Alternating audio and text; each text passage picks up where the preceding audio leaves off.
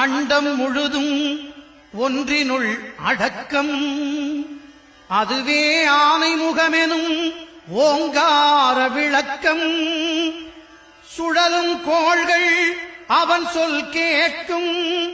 அவனை தொழுதால் போதும் நல்லதே நடக்கும். ஆனைமுகனை தொழுதால் நவக்கிரகங்களும் மகிழும்.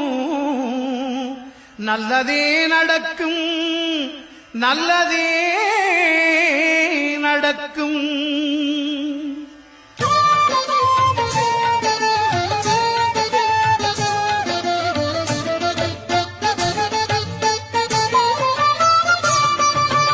ஒன்பது கோளும் ஒன்றாய் காண அங்கு கற்பகம் என்னும் கடவுளின் மெய்யில்